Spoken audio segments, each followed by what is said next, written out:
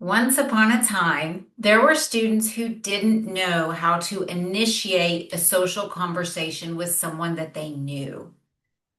Some students weren't able to think of something that the person they were talking to liked or liked to talk about. So they ended up using generic conversation starters like, hey, what's up? Or how's it going? Some students were able to think of things they knew about the other person, but they didn't know how to use that information to start a conversation. I created the lesson I'm sharing this week for all of these students. In this lesson, students learn the difference between an informational and a social conversation and how to initiate a conversation with someone they know based on things they know about them. The week that this episode is releasing is actually the week that this lesson is what my students are learning. I do these episodes randomly. At the end of every episode, I do the random number generator. So this is the only time all semester that the lesson I'm talking about on the podcast actually lines up with the lesson that we're doing that week. So that's pretty cool. This lesson is a few lessons after our show and tell lesson. And that episode was just a few weeks ago on the podcast, maybe 3 or 4 episodes before this one. So if you missed that episode, I highly recommend checking out that episode before you do this episode because it'll just make more sense and it'll help you kind of see where things are coming from in this lesson. There are a couple lessons before this one that I haven't shared on the podcast, and this lesson builds onto them. All of the lessons in my modules are cumulative. So there are 8 lessons in each module, and they are cumulative, meaning we start with one concept in lesson one and we build on that concept for 8 weeks. So because this is lesson 7 in module 2, there have already been 6 weeks of content that this is building off of. Previously, in my groups, we have worked on asking questions or making comments about the things people tell us. That's what we did during the show and tell week a few weeks ago. These are ways that we can keep the conversation going and show the other person that we're interested in them, in what they like, and what they're talking about. So these keep a conversation going. What we talk about this week is how to start a conversation using what we know about somebody. I think starting a conversation is much more challenging than joining a conversation or participating in one that's already happening, exactly for all the things that we're talking about in this episode. Starting a conversation requires you to have something to say. And a lot of times, when students aren't able to take what they know about somebody and use that to start a conversation, they have what I call generic conversation starters like, hey, what's up? How's it going? How are you? Those are fine. Those are surface level. Those are basic. Those are fine.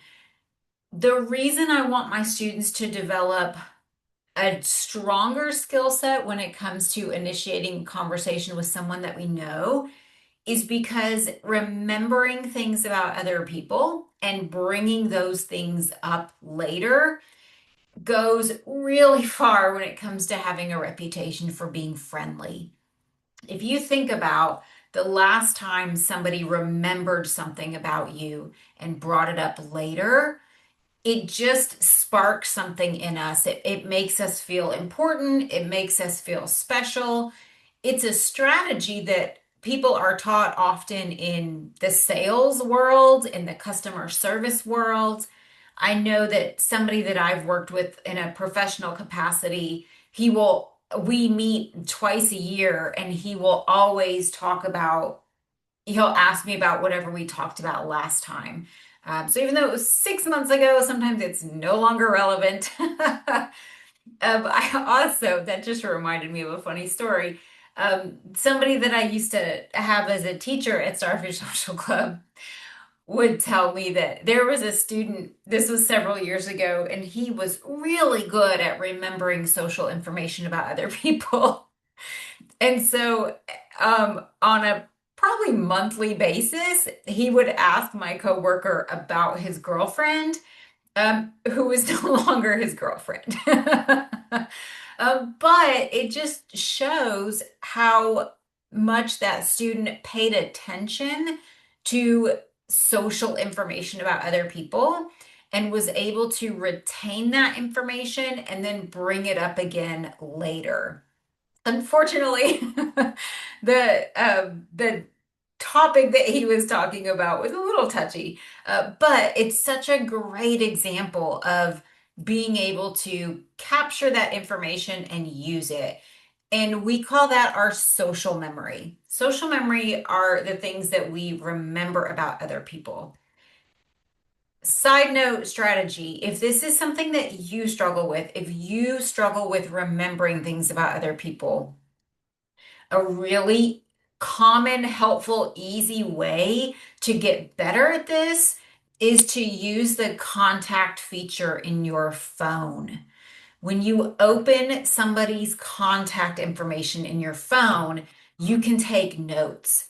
It has preset fields for things like their address, their birthday, their, I think maybe even social media handles. But there's also a notes section. I'm speaking about an iPhone, since that's what I have, and I realize that was probably presumptuous of me, but I don't know about other phone types. But in an iPhone, there's a notes section for every contact that you have. And so you can use that to keep notes on people that you see, especially if you know you're going to see them again. You can keep notes on the last things that you guys talked about. You can keep notes on things that you know or remember about them, maybe things that you would like to bring up again.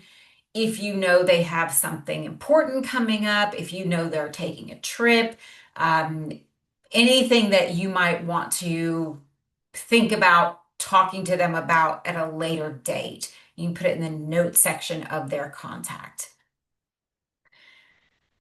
So I share kind of this backstory with the students about what social memory is, why it's important. Again, it goes a really long way toward helping us have a reputation for being friendly when we notice things about other people, we remember them, and we bring them up again later. I even, several years ago, my dog would go with me to Starfish Social Club, and she passed away in 2022. And for a while, probably a year afterward, students would still bring her up, and just say, I miss Molly, or I remember when Molly used to be here, or I still feel sad about Molly sometimes. And it was just a really touching moment for me because this is exactly what we're talking about. And sometimes it's taking something that we're thinking and saying it out loud. There's probably plenty of times that we all remember something about somebody or think something about somebody and just don't say it. But saying it is a great way to let that person know that we're thinking about them, that something reminded us of them. Okay, so let's get into what I do with this lesson and how I teach the students about it. We do talk about the difference between an informational conversation and a social conversation. A lot of my students are pretty good at informational conversations, which is basically exchanging information. It's not even always more than two exchanges. And I give examples like asking your parents what's for dinner. That may be a question and an answer, and that's it. That may be going into a store and asking somebody where the game consoles are. Maybe a question and an answer, and that's it. A lot of my students are pretty good at informational conversations. They're able to ask a question, get the information they need, and vice versa. If somebody asks them an informational question, they're able to give the information. The challenge is that these aren't social conversations. A social conversation is a conversation where we are trying to learn more about somebody, connect with somebody, find things we have in common with somebody. We're trying to make a social connection with this person. And so, in order to do that, if all we're doing is asking informational questions, we're not making a social connection. So, the easiest way that I have to delineate them is that a social conversation is asking questions that are specific to this person and their experience. They are things that you could not Google, for example. Most informational questions you could probably Google. A social question is something that you cannot Google. You have to actually ask this person. So, even examples of social wondering questions could be based on things that we notice about somebody, things we remember, things we've heard. We start with the easiest type of social wondering question that there is, and that is, what's your favorite? This is the easiest type of social wondering question, the easiest type of question you can ask to get to know somebody a little bit better. This is not what I would ask somebody I already know. This is not how we would start a conversation, but I teach this to the students in this lesson so that we can start to understand the difference between an informational and a social conversation. So in the group, I explain what's your favorite question, basically, what's your favorite? And then you get to finish that question. And each student in the group gets to come up with their own. What's your favorite question? So we go around the group. I usually go first just to model and demonstrate. So I may say, what's your favorite color? And then everybody in the group has a chance to answer, and then I answer. And then I'll pick the next person, and they get to ask whatever question they want to. And I tend to give basic examples for students who maybe have a hard time thinking of something. So, basic examples would be, what's your favorite color? What's your favorite food? What's your favorite day of the week? What's your favorite subject in school if your students are kids? What's your favorite thing to do? These are all kind of the most basic, what's your favorite questions. Some students want to ask their own, and I really love hearing what they come up with. What's your favorite holiday? What's your favorite animated movie? What's your favorite type of ice cream? So I just really love giving everybody the opportunity to ask what they want to ask and what's on their mind. After we do that, I take it up a little bit and add a little bit more complexity to it. And we talk about asking social wondering questions based on what we already know about this person. So by this point, even students who are new to Starfish in this module, who just started when we started module 2, we're on week 7. So at this point, we've had 6 weeks of being together in a group because I only enroll students at the beginning of a module. So even if students are new, they've been here for 6 weeks already. And we've gone through show and tell plus 2 lessons after show and tell. So they know several things about everybody in the group at this point because of how much we've been working on listening to each other, show and tell, asking questions, making comments. We've also had 2 weeks previous to this where we used the information we learned about people in show and tell and made connections with things we have in common. So this is not a lesson that I would do when students don't know each other. It's not a lesson I would do right after show and tell, even because we've had a couple weeks in between where we've done some really awesome building lessons that lead up to the lesson that's this week. So we talk more about the concept of not wanting to be generic when we know somebody. We want to be able to ask them something that's specific about them if we're going to start a conversation. And like I said earlier in the episode, hey, what's up? How's it going? Those are fine. Those are great for someone who is just learning to start conversations in general, but they don't get you that you typically get uh the same type of answer that you would get if somebody asked, how are you? You typically get like a one word obligatory response, not a conversation. So if a student asks another student, hey, what's up? You guys know that, I mean, the typical answer is going to be like, nothing. They might not even reciprocate, right? It might be a, hey, what's up? Nothing. And then the awkward silence. Or how's it going? Good. How are you? Good. And then the awkward silence. So if our students are able to progress past that, that's I definitely would recommend it. Everything in social is tiered, is leveled. And so once students learn the next step, there are lots more steps still. There's never an end to the places that we can take social. And so wherever students are is awesome. And if they go one step further, that's amazing.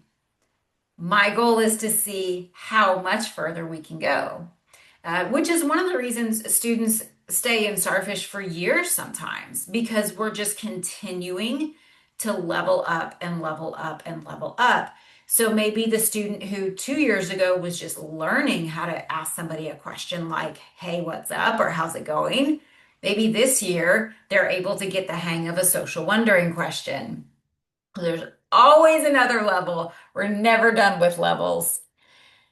Okay, so let's see. At this point, we go back to the things that students shared in show and tell. This is the third week that we've remembered the things that students shared in show and tell. And so by this point, everybody can remember at least one thing about somebody else. So we talk about one of the things in the previous lessons is we make circles for everybody with their name on it and the three things they shared in show and tell. And I use those as models over and over throughout the rest of this module. And so I'll pick up somebody's circle and I'll say, I remember that this person, or actually, I'll ask the students first, what's something that you remember that this person shared? And somebody will say something that they remember. And so then my question is, if you know, so for example, if that person shared a book about Star Wars, my question to the group is, if you know that this student likes to read books about Star Wars, we could ask them something like, have you read other books about Star Wars? We could ask them questions about books. What other kinds of books do you like to read? We can ask them questions about Star Wars. Do you also like the movies? So we can take one thing that someone shared at show and tell and think of things that we can ask them about that thing that they shared. The same if somebody shows us a picture of their pet, what are some social wondering questions we could ask them about their pet? Let's say that we all came to group today, we haven't seen each other in a week. What's a social wondering question you could ask this person about their pet as a way to start a conversation? And so I'll ask that to the group, and students will say things like, we can ask them if they have any funny videos of their pet. We can ask them, we've already done the basics during show and tell. Like we've already established what the pet's name is, the pet's age, maybe. So we could ask them if they played with their pet over the weekend, right? So that's what we start to get into in this lesson is taking what we know about somebody and generating questions based on that. Because when we do that, we're going to get a much more engaging response than just a, hey, what's up? Or how are you? Or even, how was your weekend? When we can ask them specifically about things we know about them, we're going to get a much more engaging response. And it's a signal to that person that we were paying attention to them and we remember something about them. So I asked the students, I let everybody pick one person in the group. It can even include me because I participate in show and tell as well. So they pick one person in the group. I ask them before they ask a question to say out loud what they remember that this person shared. And then I say, okay, so based on what you remember they shared, what's a question you can ask them? Another way that I add kind of a way to make this a little more um, applicable, I guess is a good word, is we talk about asking people about their weekends in the context of the thing that we know about them. So if the group meets on Tuesday, we would ask about the weekend that just passed. If they meet on Thursday, we might ask about the weekend coming up, just for some, timeline references. So again, if we're talking about a student who showed us a Star Wars book and it's Tuesday, we could ask, did you read your Star Wars book over the weekend? Or have you gotten any more Star Wars books? Did you get anything new over the weekend? If it's the weekend coming up, we might ask something like, are you planning to read anything this weekend? So that's how we can combine something we already know about somebody with the weekend. It gives it some parameters, it gives it some structure. And so that's what I ask the students to do next. They get to pick the person in the group that they want to ask. They say out loud something that they remember about them, and then they see if they can frame that thing into a question, ideally using the weekend as a context. Everybody is able to do this to different degrees, right? All students are different. So some students really get this and they are able to do it very easily right away. For some students, today is not going to be the day that they're able to do it easily, and that's absolutely fine. But it gives us the opportunity to use this strategy for every student in the group. Everybody gets to try, everybody gets to practice, and we all get to hear each other trying and practicing. So it's definitely a group effort. I also allow the conversations to continue as long as it naturally progresses. So if a student asks another student a question and it turns into an authentic conversation, I'm going to let that continue until the conversation's done. Typically, what happens is other students will also jump in and join in on the conversation, which is exactly why we're here. So this lesson is a very short time of me explaining, and most of the hour we spend practicing because most of the time the questions turn into conversations and other students join the conversations as well, which is obviously the ideal outcome and end result that I'm looking for. So I let those conversations go as long as we have time for everybody to take a turn before we're done for the day. So that's really my only parameter is time. I want to make sure that everybody has a turn before we leave. And I always allow students to choose me especially students that I know are more socially anxious. I always want them to have a way to practice what we're learning with the person that they feel the most comfortable with, which is me. And so I always allow me to be an option so that students, I want them to be as successful as possible. And that's one way that I can help facilitate that. We can do multiple turns of this. So we do this for as long as time allows. If everybody's done one turn and we still have time, we do round two of pick another student, think about what you know about them and what's a question that you can ask them. So that's this lesson. This is Module 2, Lesson 7. So like I said, it happens to be the lesson that we will be doing this week in my groups with my students. And it's, we human beings like to talk about ourselves. And so this whole module, especially the second half of it, is a great opportunity for everybody in the group to have that chance to talk about themselves and to share things about themselves while we are also building social connections and conversation skills. Okay, let's see. We have one more episode before the holiday break. So let me see what we're going to do. It has lesson 20.